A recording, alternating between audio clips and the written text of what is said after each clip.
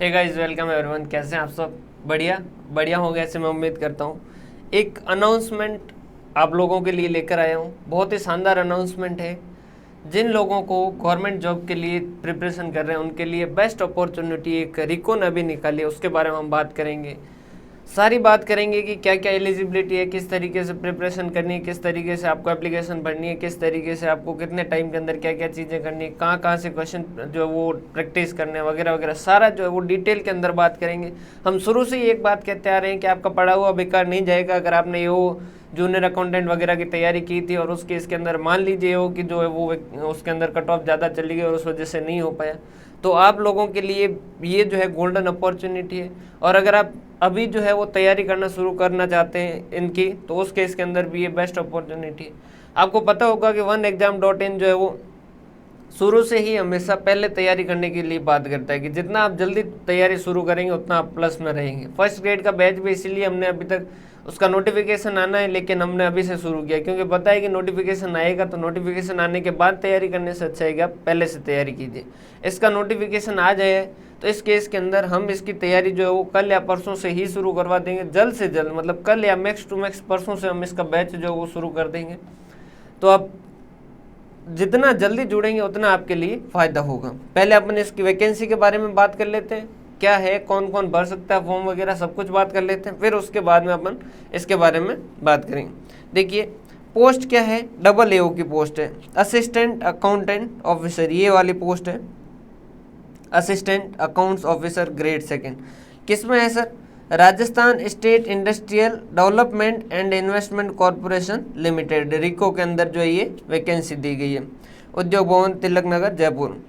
कितनी पोस्ट है sir? 23 post है। डिटेल जो एडवर्टाइजमेंट है आप डिस्क्रिप्शन में टेलीग्राम जो चैनल है वहाँ देख लीजिएगा, उसके अंदर हम ये आपको दे देंगे। स्पेसिफिक इंफॉर्मेशन दे रखी है, ये तो इनके बारे में दे रखा है कि कितने रिजर्व है कितने अनरिजर्व है, जो आप सीधा यहाँ पर इस टेबल से भी देख सकते हैं। ये यहाँ पर इसके बारे में जो है वो बता रखा है।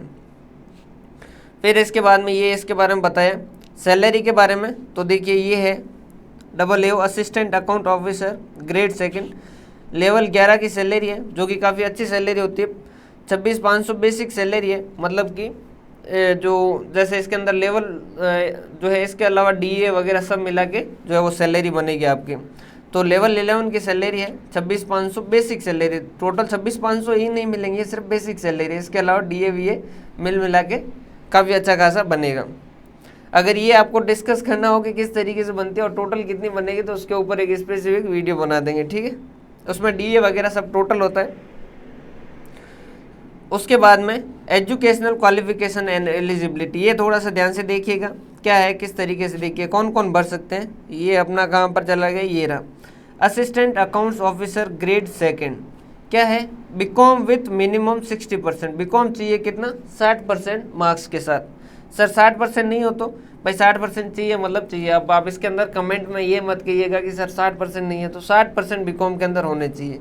विथ उसके बाद में क्या है, या तो आपके पास RSCIT हो, विथ के अंदर जो है ये ऑप्शन दे रखे हैं, या तो आपके पास RSCIT है, या O और हायर लेवल का सर्टिफिकेट कोर्स है आपके पास, या फिर computer operator and program assistant, COPA या data preparation and computer software जो है उसका सर्टिफिकेट आपके पास, या ये सिर्फ जो और लगा हुआ वो किसके लिए, कंप्यूटर वाले जो सर्टिफिकेट है उसके लिए, या फिर आपके पास diploma in computer science and computer application information and technology from a university established by law in India और from the institution recognise by the government. कोई भी गवर्नमेंट के इंस्टीट्यूट जिससे कंप्यूटर से रिलेटेड आपने क्या कर रखा है, कोर्स कर रखा है, डिप्लोमा कर रखा है, या diploma in computer science and electronic from the polytechnic institution recognise by the government, या फिर पॉलीटेक्निक कॉलेज से आपने क्या कर रखा है, डिप्लोमा कर रखा है किसमें, कंप्यूटर साइंस में, या फिर IT ट्रेनिंग सर्टिफिकेट जो वो ले रखा है आपने, कौन सा, CA या CMA के अंदर, जो आपका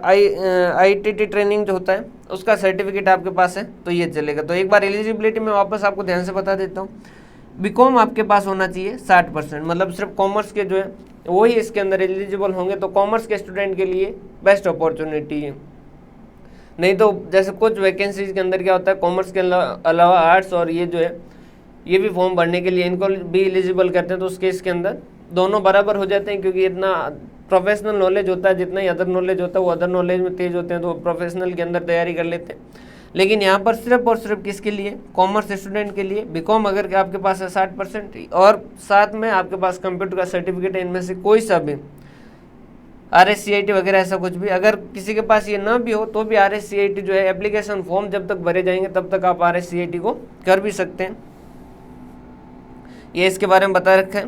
फिर इसके बाद में अपन चलते हैं, ये सिटीजनशिप कहाँ का होना चाहिए, इंडिया का होना चाहिए, लगभग सारे आप इंडिया के ही हैं, ठीक है। एज रिलैक्सेशन जो है वो 18 से लेकर 40 साल के 18 से 40 साल के लोग जो है वो इसके अंदर बढ़ सकते हैं। उसके ऊपर जो है वो एज रिलैक्सेशन दे रखा है। मेरे हिसाब से यहाँ 40 से ऊपर जो है वो मुश्किल ही होगा मिलेगा। और फ्रॉम कब से कब तक बढ़ना है, 17/10/2021 से लेकर 13/11/2021 तक। 13 मतलब 17 मतलब आज की तारीख से आपका जो ये एप्लीकेशन पोर्टल जो है वो खुलेगा। अभी आप जाएंगे तो वहाँ पर अप्लाई नाउ जो वो लिखा आ रहा है। अप टू कब तक, 11:59 मतलब कि 12 बजे तक, रात को 12 बजे तक। कब, 13/11/2021 को। कब, 13/11/2021 मतलब दीपावली के मनु के उसके बाद में भी आप ये जो फॉर्म है भर सकते हैं। ये उसकी एग्जामिनेशन फीस दे रखी है भाई। ये आजकल एग्जामिनेशन फीस कुछ ज़्यादा ही बढ़ा रखी है इन्होंने। ये अपने हिसाब से अपनी जो जो कैटेगरी है उसके हिसाब से ये देख लीजिएगा। ये यहाँ पर इनका एग्जामिनेशन शेड्यूल है। Assistant account officer grade 2 180 marks और पार्ट 2 के अंदर 270 मार्क्स। सर ये पार्ट 1 के अंदर क्या है और पार्ट 2 के अंदर क्या है? पार्ट 1 जो है वो आपका जनरल है और पार्ट 2 जो वो सब्जेक्ट है। सब्जेक्ट जो वो 270 मार्क्स का है। ये आपके लिए एक अच्छी बात है कि सब्जेक्ट 2 के अंदर कितने चाहिए, 270 मार्क का सब्जेक्ट 2 है, मतलब प्रोफेशनल नॉलेज जो वो ज़्यादा है। सर सिलेबस क्या है, सिलेबस अभी जस्ट इसके बाद में देख लेंगे। सेंटर ऑफ एग्जामिनेशन मंथ वगैरह ये, और कहाँ पर आपको अप्लाई करना है, www.rico.co.in। मैं आपको बता भी दूंगा एक बार, ये वेबसाइट जो ओपन करके आपको बता दूंगा कि www.rico.co.in पे किस तरीके से करना है। फिर इसके बाद में ये फोटोग्राफ वगैरह ये पढ़ लीजिएगा एक बार। ये जो है एडवर्टाइजमेंट हिंदी और इंग्लिश दोनों में अवेलेबल है। कहाँ से डाउनलोड करना वो भी बता देंगे। कॉल लेटर वगैरह सारा कुछ बता रखा है। ये जो है नोटिफिकेशन, ये जो एडवर्टाइजमेंट है ये आपको हमारे टेलीग्राम चैनल के अंदर आपको मिल जाएगा और टेलीग्राम चैनल का लिंक जो है वो डिस्क्रिप्शन में मिल जाएगा। इसके बाद में हम चलते हैं, इसके बाद में हम देख लेते हैं इसका सिलेबस। ये देखिए, ये है AAO का जो सिलेबस है, assistant accounts officer grade 2। Part 1 जो है उसके अंदर जो है वो क्वालिफाइंग मार्क्स जो दे रखे हैं यहाँ पर 72। देखिए एक बार वापस बता देता हूँ, पार्ट 1 और पार्ट 2 के अंदर कितने कितने दे रखे थे नंबर, एक बार देख लीजिएगा।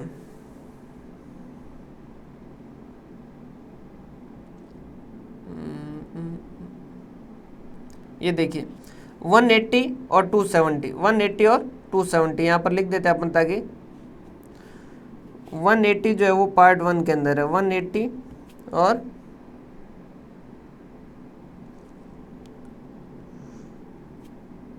270, टोटल 450 का है। अब ये जो 180 है इसके अंदर क्या क्या है,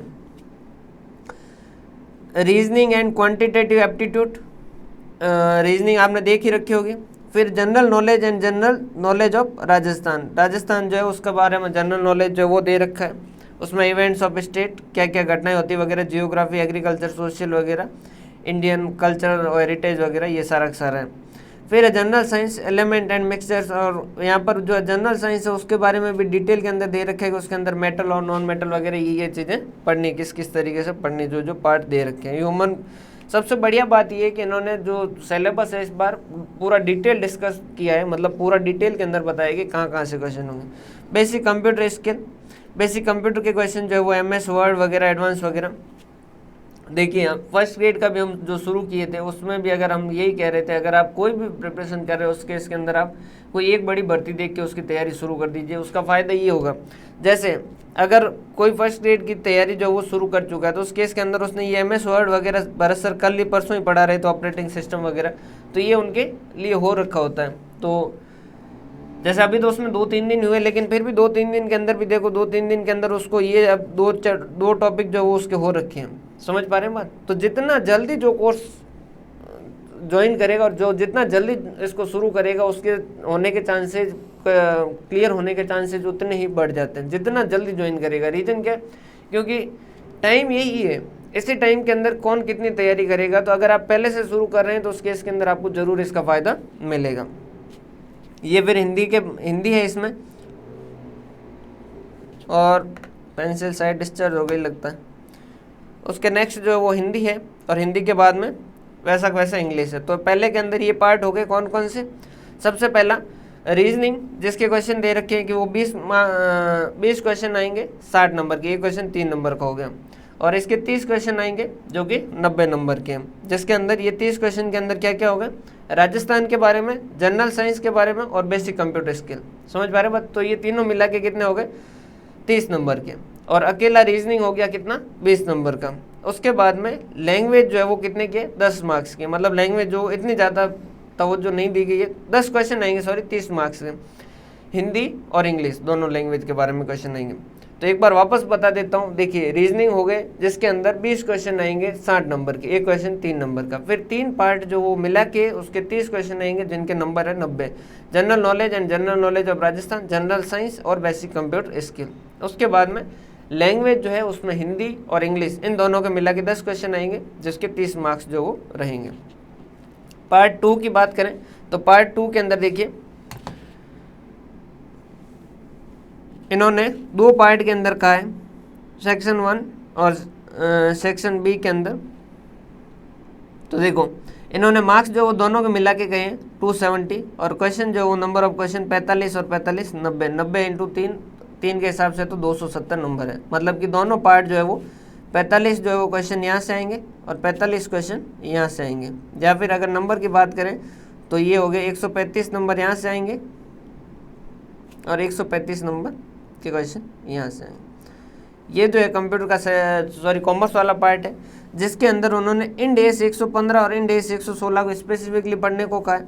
फिर bank reconciliation and banking transaction के बारे में कहा है। कॉस्ट एस्टिमेट किस तरीके से करते हैं, ascertainment and appropriation of overhead chapter जो है वो अच्छे से आपको पढ़ना है।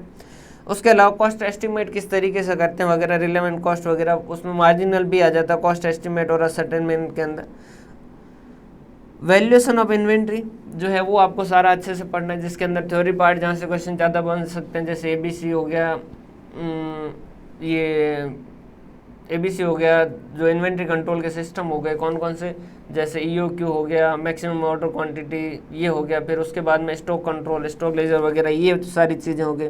Financial statement as per schedule 3, financial statement schedule 3 के हिसाब से बहुत बेसिक से क्वेश्चन बनते हैं, वर्टिकल बनता है या हॉरिजॉन्टल बनता है। फिर क्वेश्चन जैसे हो गया कि नॉन करंट एसेट जो है वो कैसे होता है, उसका क्लासिफिकेशन कैसे होता है, उसकी 3-4 कंडीशन दे रखी है जो ऑपरेटिंग साइकिल के बाद में हो, 12 महीने बाद हो, उस तरीके से।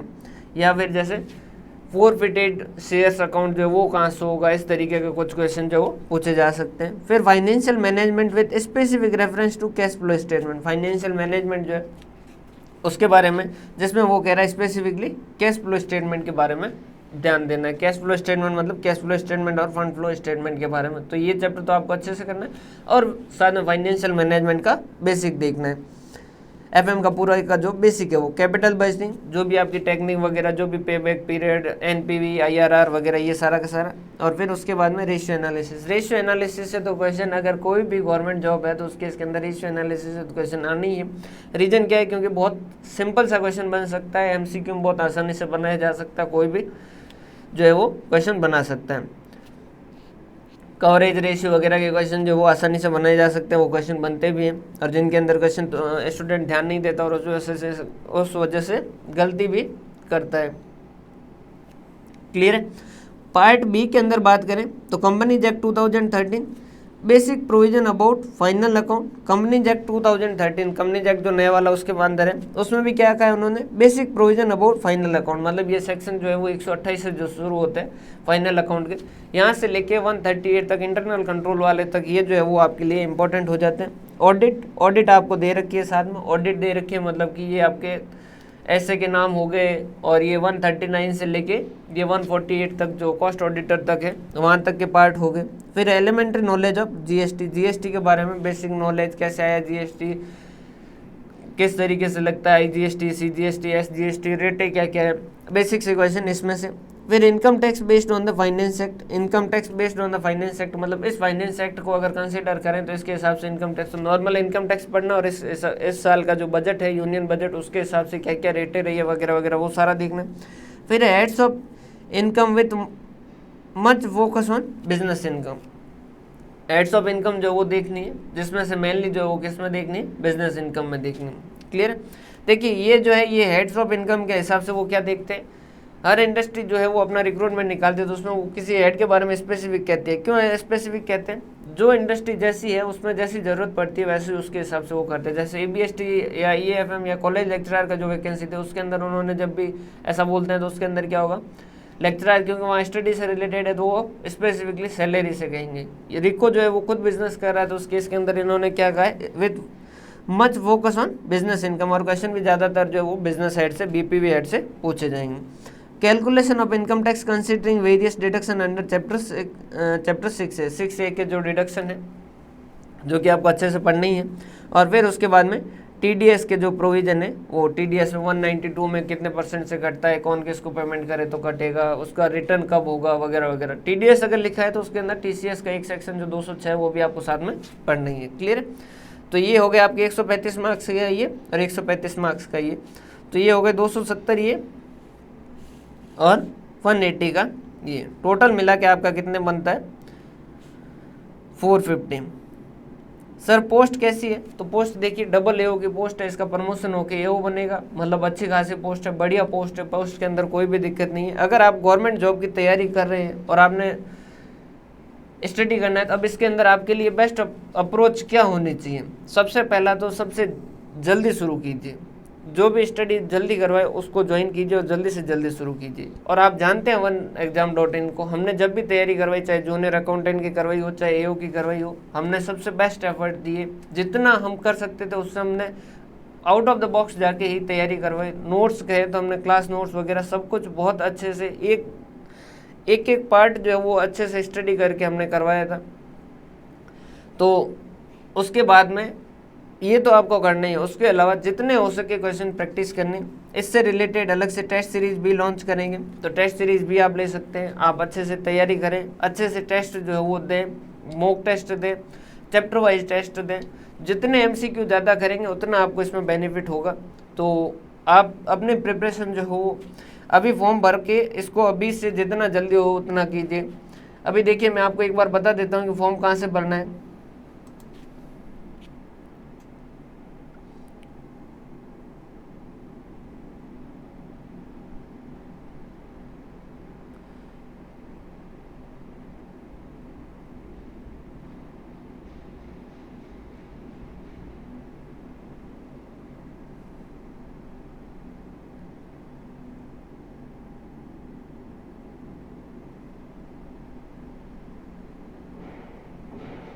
एक मिनट है ना, मैं बता देता हूँ कहाँ पर है।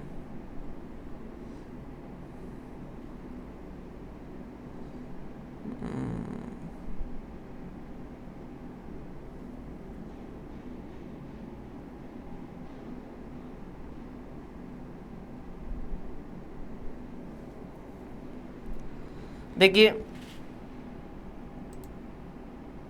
ये आप गूगल पे लिखिएगा रिको रिक्रूटमेंट जो है, रिक्रूटमेंट पोर्टल, तो पहली जो साइट आएगी इसके अंदर है rico.online-recruitment.in वाली, इस पर क्लिक कीजिएगा। इस पर क्लिक करेंगे तो ये आपका जो पेज है जो ओपन हो जाएगा, जिस पेज के अंदर deputy manager, programmer, assistant site engineer, assistant account officer grade 2 ये जो है ये, इस पर क्लिक हेयर टू अप्लाई पे कीजिएगा। तो यहाँ पर आपको सारा कुछ मिल जाएगा, ये नोटिफिकेशन मिल जाएगा, डिटेल एडवर्टाइजमेंट अगर आपको इंग्लिश में देखना है तो इंग्लिश में देख लीजिए, हिंदी में देखना है तो आप हिंदी में देख लीजिए, जैसे आपकी इच्छा।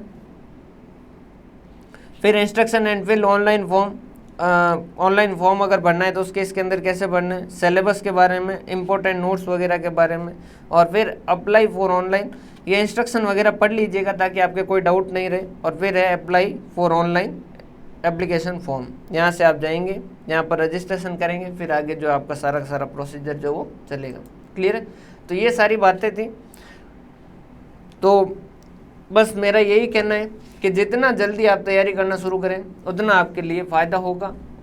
www.oneexam.in पे जाके इससे रिलेटेड आज शाम को जो है वो कोर्स जो है वो अवेलेबल करवा देंगे आपके लिए, और टेस्ट सीरीज जो है वो भी जल्दी से जल्दी अवेलेबल करवा देंगे। अपनी तैयारी जल्दी शुरू कीजिएगा। मैं फिर एक ही बात कहूँगा, अपनी तैयारी जल्दी शुरू कीजिएगा, और जो आपको सबसे बेस्ट कंफर्टेबल नोट्स वगैरह जो प्रोवाइड करे वहाँ से कीजिएगा। आप जो भी जहाँ से भी कोर्स लें उसके बारे में पहले देख लीजिएगा कि पहले वो किस तरीके से मेहनत कर रहे हैं। हमारे जो पहले की वैकेंसी है उनके ऊपर कितनी जो प्रिपरेशन करवाई, किस तरीके की मेहनत करवाई, वो आप हमारे चैनल की प्लेलिस्ट में जाकर चेक कर सकते हैं। अगर हमने कोई वैकेंसी हाथ में ली है तो उसकी तैयारी हम 100% करवाएंगे। जितना आपको ज़रूरत है उससे उसी तरीके का मटेरियल जो वो आपको प्रोवाइड करेंगे। ऐसा नहीं है कि बिना फालतू बहुत ज़्यादा ही लेंथी दे दिया कि आप पढ़ ही नहीं पा रहे, या फिर बिल्कुल छोटा दे दिया जिससे आपको पढ़ने में तो आसानी हो रही लेकिन आपको जो क्वेश्चन जो वो नहीं बन रहे हैं। तो बढ़िया तरीके का मटेरियल, उसके बाद में बढ़िया MCQ और बढ़िया क्लासेज वगैरह जो सारा कुछ आपको यहाँ मिलेगा। टेस्ट सीरीज भी ले सकते हैं आप, क्लासेज ले सकते हैं, जैसे आपकी इच्छा। तो आप पहले आराम से बैठिए, इसको अच्छे से पढ़िए, सिलेबस को पढ़िए, और फिर अपना फॉर्म भरिए, और फिर जल्दी से जल्दी इसकी तैयारी में लग जाइए। और हम एक बात शुरू से कह रहे हैं वो, और अभी भी कह रहे हैं, अगर आप तैयारी कंटिन्यू रख रहे हैं तो उसका फ़ायदा आपको मिलेगा। वैकेंसीज आती रहती है, वैकेंसीज आने के बाद, नोटिफिकेशन आने के बाद जो है वो, जैसे अभी फॉर्म भरे, फिर ये 13/11 तक फॉर्म भरे, फिर 13/11 के बाद शुरू करेंगे, उससे अच्छा है कि जो आज शुरू करेगा वो हमेशा फ़ायदे में रहेगा। क्यों? क्योंकि जो 13/11 को जब फॉर्म कंप्लीट होंगे उसके बाद में जो तैयारी शुरू करेगा वो उस दिन से तैयारी शुरू कर रहा है, और आप आज से शुरू कर रहे हैं। तो ये इसका फ़ायदा आपको 101% मिलेगा।